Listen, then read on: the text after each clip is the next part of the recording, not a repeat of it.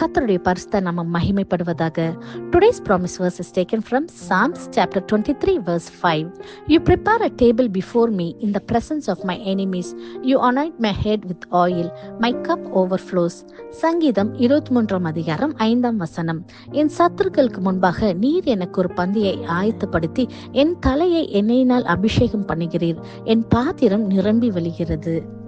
Have you ever felt surrounded by people or situation that seems to work against you?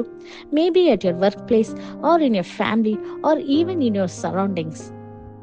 என்னை சுற்றிலும் இருக்கிற ஒரு சில மனிதர்கள் அல்லது இந்த சூழ்நிலை எனக்கு எதிராக செயல்படுகிறது போல உங்களுக்கு தோணுகிறதா? அது ஒரு வேலை செய்யும் இடத்துலயோ அல்லது உங்க குடும்பத்துக்குள்ளேயோ அல்லது நீங்கள் வசிக்கிற இடத்துல கூட இருக்கலாம்.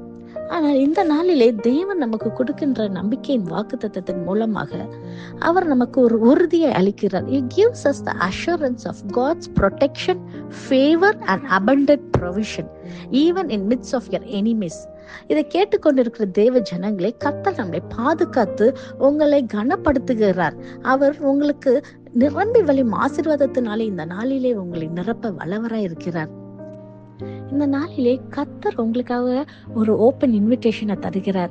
அவர் உங்களுக்கு ஒரு பந்தியை ஆயத்தப்படுத்துகிறார். அது எப்படின்னா, உங்களுடைய சத்துருக்கள் உங்களை பார்க்கும்படியாக கர்த்தர் உங்களை கனப்படுத்துகிற ஒரு பாத்திரமாக. ஒருவேளை நீங்க எப்படிப்பட்ட ஒரு கஷ்டமான ஒரு சூழ்நிலையில அநேகரால புறக்கணிக்கப்பட்டு நிந்தனையோ அடைந்து ரொம்ப ஒரு வேதனையில இருந்திருக்கலாம். உங்களை எல்லாரும் ஒண்ணுமே இல்லை அப்படின்னு சொல்லி உங்களை ஒதுக்கி இருந்திருக்கலாம். ஆனா அவங்களுக்கு முன்பாக கர்த்தர் உங்களை கனப்படுத்த விரும்புகிறார். அவரே உங்களுக்காக ஆயத்தப்படுத்துகிறார். அவர் ஆயத்தப்படுத்துகிறது எவ்வளவு ஒரு விசேஷித்தமானதா இருக்கும் அல்லவா?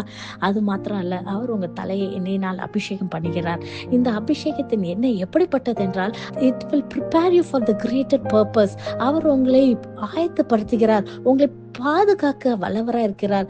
அபிஷேகத்தின் வல்லமை, அந்த தைலம் உங்களுக்கு ஒரு சுகத்தை தருகிறது. அது மாத்திரம் அல்ல, அது விடுதலை தருகிற ஒரு எண்ணெயாக. அந்த அபிஷேகத்துல இருக்கிற வல்லமை, அந்த எண்ணெயில இருக்கிற வல்லமை உங்களுக்கு நுகங்களை முறியடிக்கக்கூடிய வல்லமையை தருகிறது. ஆம் பிரியமானவர்களே, இந்த அபிஷேகத்தினால இந்த நாளிலே கர்த்தர் உங்களை நிரம்பி வழியும் பாத்திரமாக ஆசீர்வதிக்க வல்லவரா இருக்கிறார். எல்லா குறைகளும் கர்த்தர் நிறைவாக்கி தந்து, என்னென்ன காரியத்துல நீங்க குறைப்பட்டு இருக்கிறாங்களோ எல்லாவற்றிலும் நிறைவாகும்படியாக கர்த்தர் உங்களை ஓவர்ஃப்ளோயிங் பிளெஸிங்ஸ்னால, சமாதானத்தினாலே, சந்தோஷத்தினாலே, எல்லா மகிழ்ச்சினாலே கர்த்தர் இந்த நாளிலே உங்களை நிரப்ப வல்லவரா இருக்கிறார்.